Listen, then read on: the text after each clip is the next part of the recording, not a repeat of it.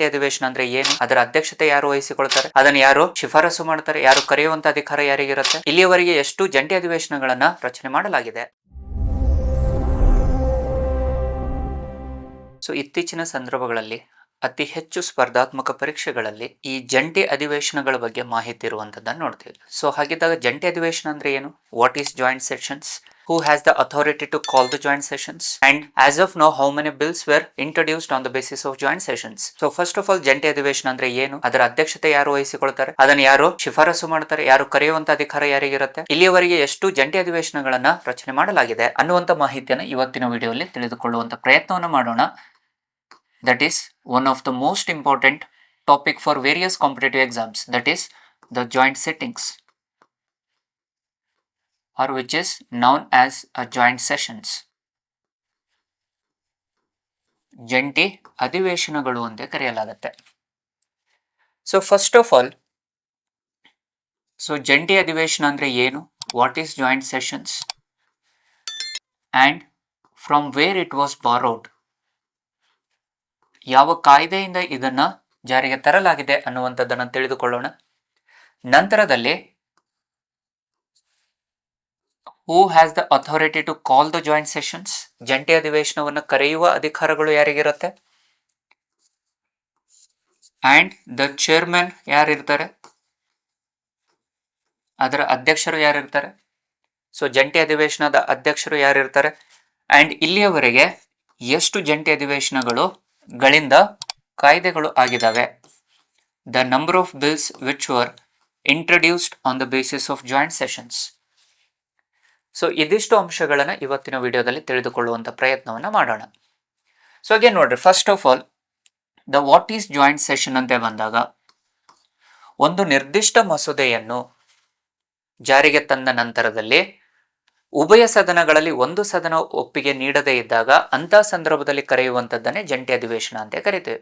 The joint session which is nothing but whenever a bill was initiated at the parliament, if either house of the parliament was accepted the bill and the other house was not accepted the bill, it created the conflict between the either house of the parliament. ಸದನದ ಉಭಯ ಸದನಗಳಲ್ಲಿ ಒಂದು ಸದನ ಅಂಗೀಕಾರ ನೀಡಿ ಇನ್ನೊಂದು ಸದನ ಅಂಗೀಕಾರ ನೀಡದೇ ಇದ್ದಾಗ ಕೆಲವು ಮಸೂದೆಗಳಿಗೆ ಜಂಟಿ ಅಧಿವೇಶನವನ್ನು ಜಾರಿಗೆ ತರಲಾಗುತ್ತೆ.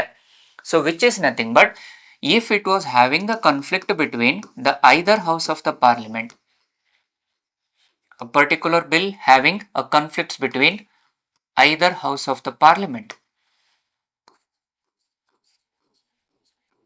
then those particular bills will be approved on the basis of joint sessions. So ಸಾಂವಿಧಾನಿಕ ಅಂಶಗಳಲ್ಲಿ it was mentioned in the article number 108. ಸಂವಿಧಾನದ 108ನೇ ವಿಧಿಯಲ್ಲಿ ಈ ಜಂಟಿ ಅಧಿವೇಶನಗಳ ಬಗ್ಗೆ ಮಾಹಿತಿ ಇರುವಂತದ್ದನ್ನು ನೋಡ್ತೀವಿ. The joint sessions it was mentioned in the constitution under article number 108, and where the joint session was first time initiated from the government of India act of 1935. ಮೊದಲ ಬಾರಿಗೆ ಜಂಟಿ ಅಧಿವೇಶನಗಳನ್ನು 1935ರ ಕಾಯ್ದೆಗೆ ಅನುಸಾರವಾಗಿ ಜಾರಿಗೆ ತಂದಿರುವಂತದ್ದನ್ನು ನೋಡಬಹುದು. The joint sessions were called on the basis of it was borrowed from the act of 1935 ಅಂತ ಕರಿತೀವಿ. ಸೊ ಜಂಟಿ ಅಧಿವೇಶನವನ್ನು 1935ರ ಕಾಯ್ದೆಗೆ ಅನುಸಾರವಾಗಿ ಜಾರಿಗೆ ತಂದಿರುವಂತದ್ದನ್ನು ನೋಡ್ತೀವಿ. ಸೊ ಈಗ ಜಂಟಿ ಅಧಿವೇಶನ 108ನೇ ವಿಧಿಯಲ್ಲಿ ಯಾರಿಗೆ ಅಧಿಕಾರವನ್ನು ನೀಡಲಾಗುತ್ತೆ, ಸೊ ಇಲ್ಲಿ ಲೋಕಸಭೆ ಮತ್ತು ರಾಜ್ಯಸಭೆ. ಅಂಡ್ ಜಂಟಿ ಅಧಿವೇಶನದಲ್ಲಿ ಬಿ ಕೇರ್ಫುಲ್, ದ ಜಂಟಿ ಅಧಿವೇಶನವನ್ನ ಕೇವಲ ಕೇಂದ್ರದಲ್ಲಿ ಮಾತ್ರ ಕರೆಯಬಹುದು. The joint sessions will be called only by, it was called only by the president at the central level. ಜಂಟಿ ಅಧಿವೇಶನಗಳನ್ನು ಕರೆಯುವಂತ ಅಧಿಕಾರಗಳು ಕೇವಲ ರಾಷ್ಟ್ರಪತಿಗಳು ಹೊಂದಿರ್ತಾರೆ. ಸೊ ಇಲ್ಲಿ ರಾಜ್ಯ ಶಾಸಕಾಂಗದಲ್ಲಿ ಜಂಟಿ ಅಧಿವೇಶನವನ್ನ ಕರೆಯುವ ಅಧಿಕಾರವನ್ನು ಯಾರಿಗೂ ಕೊಟ್ಟಿಲ್ಲ. It can't be called at the state legislature. The joint sessions will not been called at the state legislature. So ರಾಜ್ಯ ಶಾಸಕಾಂಗದಲ್ಲಿ ಜಂಟಿ ಅಧಿವೇಶನಗಳನ್ನು ಕರೆಯುವ ಅಧಿಕಾರಗಳು ಯಾರಿಗೂ ಇಲ್ಲ. ಅಂಡ್ ಜಂಟಿ ಅಧಿವೇಶನವನ್ನು ಕರೆಯುವಂತ ಅಧಿಕಾರ ರಾಜ್ಯ ಶಾಸಕಾಂಗದಲ್ಲಿ ಇರುವುದಿಲ್ಲ. The joint sessions always called by president at the central level. On the basis of article number 108 ಅಂತ ನೋಡ್ತೇವೆ. ಸೊ ಜಂಟಿ ಅಧಿವೇಶನವನ್ನು ಕರೆಯುವಂತ ಅಧಿಕಾರಗಳು ರಾಷ್ಟ್ರಪತಿ ಹೊಂದಿರ್ತಾರೆ. ಅಂಡ್ ಇದರ ಅಧ್ಯಕ್ಷರು ಅಂತ ಬಂದಾಗ the chairman of the joint sessions will be always a speaker of Lok Sabha.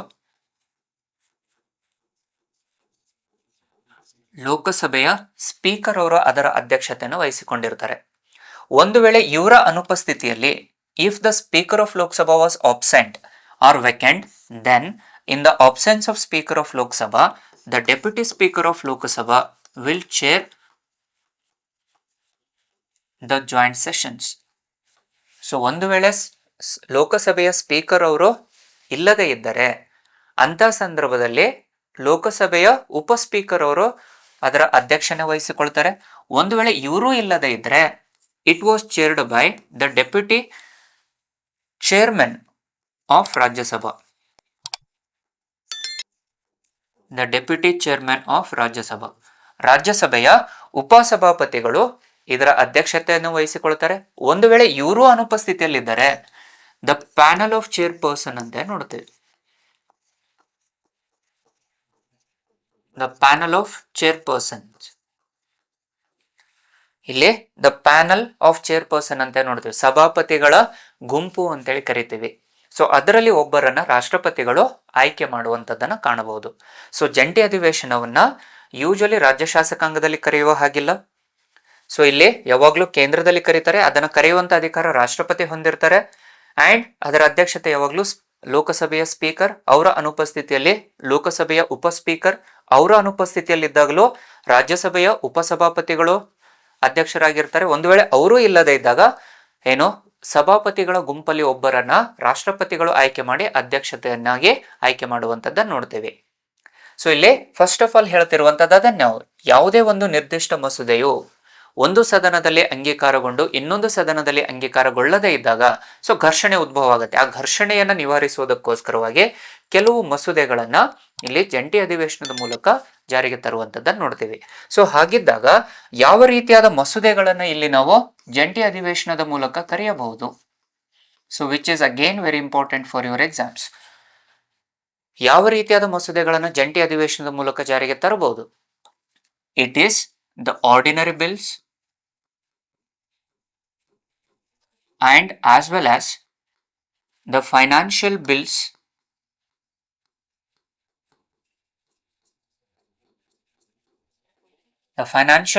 and the ordinary bills can be called a joint session ಅಂತ ನೋಡ್ತೀವಿ. ಸೊ ರಾಷ್ಟ್ರಪತಿಗಳು ಜಂಟಿ ಅಧಿವೇಶನವನ್ನ ಸಾಮಾನ್ಯ ಮಸೂದೆಗಳಿಗೂ ಕರೆಯಬಹುದು ಹಾಗೂ ಹಣಕಾಸು ಮಸೂದೆಗಳಿಗೂ ಕರೆಯುವಂತ ಅಧಿಕಾರವನ್ನು ಹೊಂದಿರ್ತಾರೆ. ಆದ್ರೆ ಯಾವ ಮಸೂದೆಗಳಿಗೆ ಕರೆಯುವ ಹಾಗಿಲ್ಲ. The president can't call the joint sessions for the money bills and the constitutional amendment bills.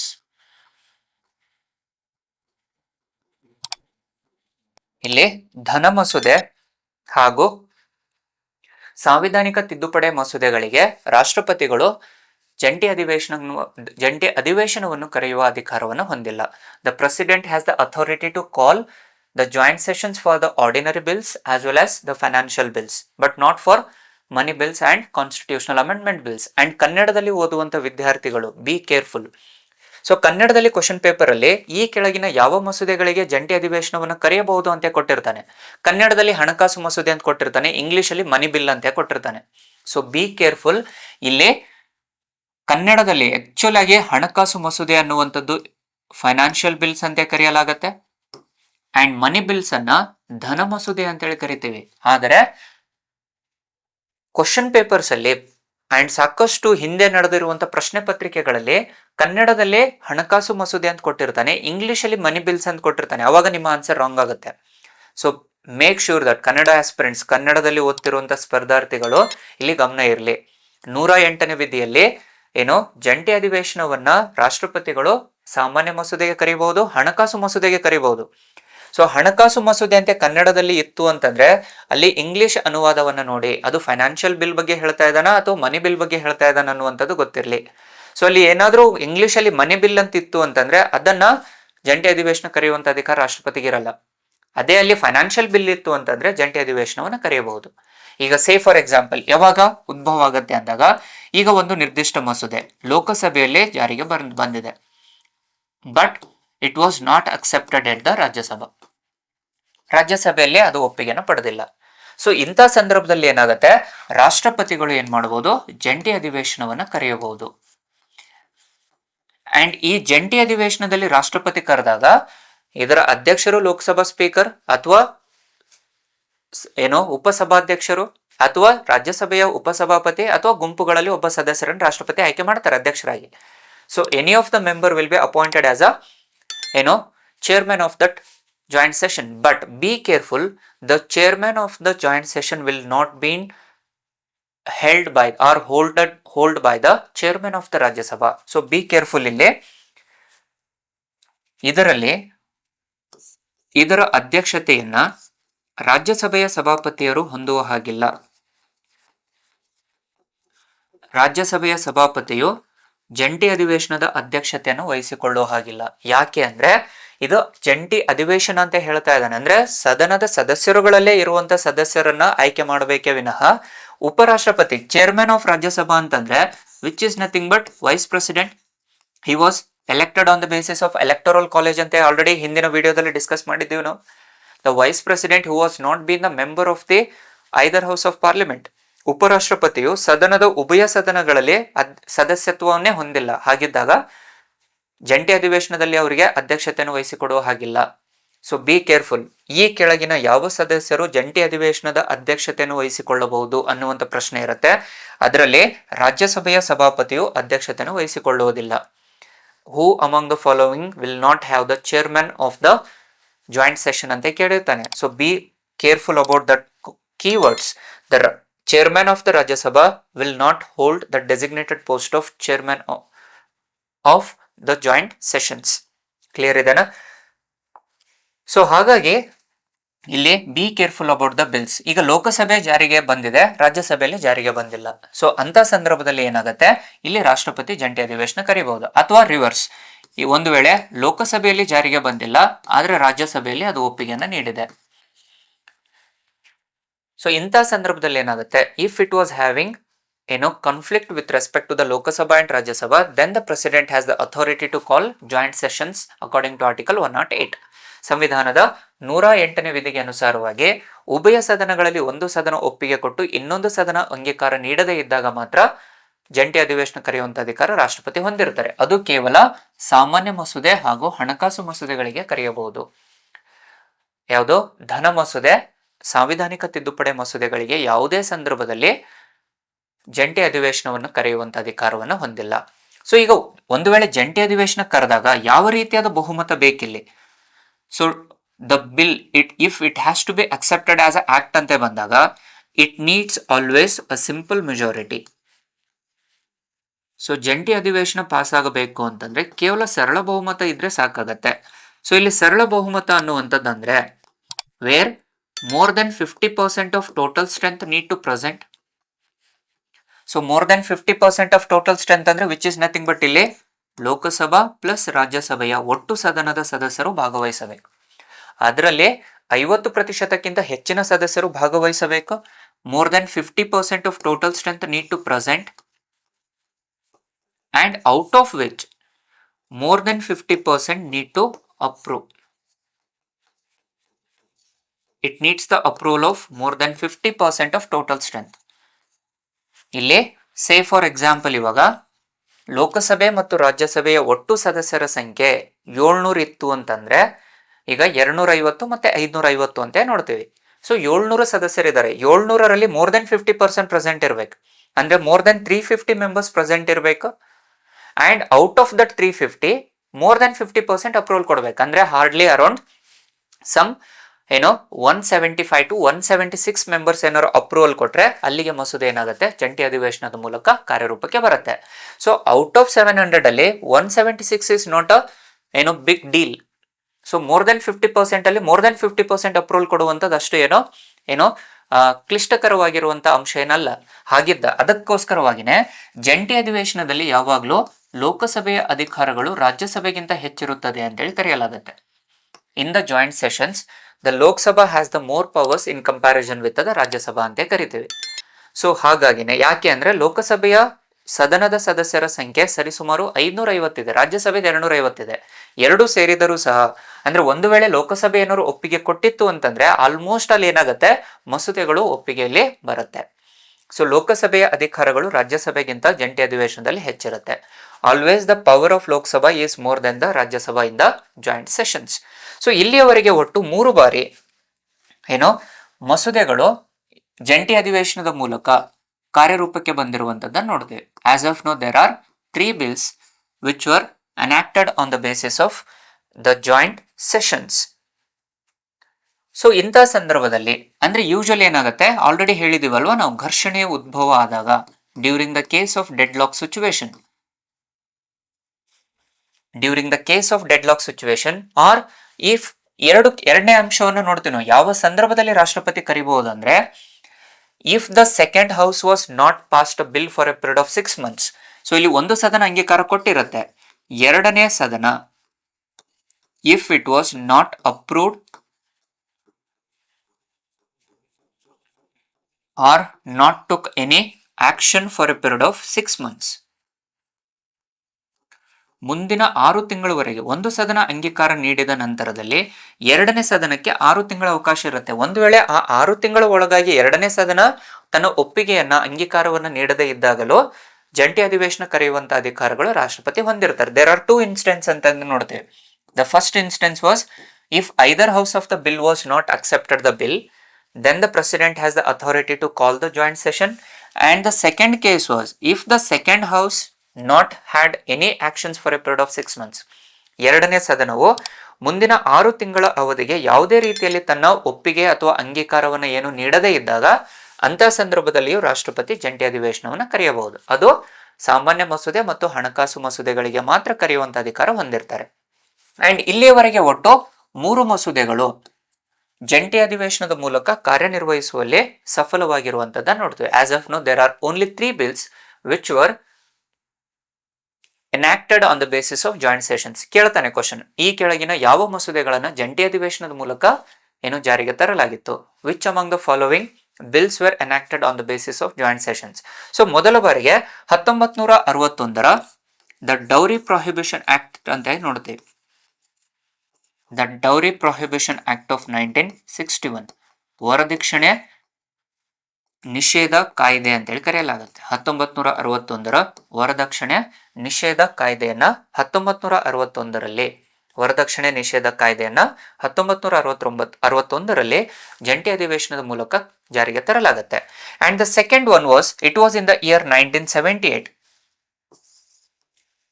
Banking service commission ಅಂತ ನೋಡ್ತೇವೆ. ಬ್ಯಾಂಕಿಂಗ್ ಸೇವಾ ಆಯೋಗ, banking services commission in the year 1978.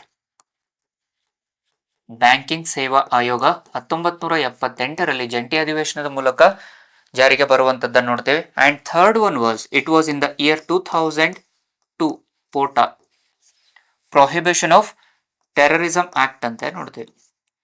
ಭಯೋತ್ಪಾದನಾ ನಿಷೇಧ ಕಾಯ್ದೆಯನ್ನ 2002ರಲ್ಲಿ ಏನು ಜಂಟಿ ಅಧಿವೇಶನದ ಮೂಲಕ ಜಾರಿಗೆ ತಂದಿರುವಂತದ್ದನ್ನು ನೋಡ್ತೇವೆ. So as of now there are 3 bills which were introduced on the basis of established on the basis of joint sessions. So ಇಲ್ಲಿಯವರೆಗೆ ಒಟ್ಟು 108ನೇ ವಿಧಿಗೆ ಅನುಸಾರವಾಗಿ ರಾಷ್ಟ್ರಪತಿಗಳು ಏನು ಜಂಟಿ ಅಧಿವೇಶನದ ಮೂಲಕ 3 ಕಾಯ್ದೆಗಳನ್ನ ರಚನೆ ಮಾಡಿರುವಂತದ್ದು, ಶಿಫಾರಸು ಮಾಡಿ ಕಾಯ್ದೆಯಾಗಿ ಜಾರಿಗೆ ಬಂದಿರುವಂತದ್ದನ್ನು ನೋಡ್ತೇವೆ.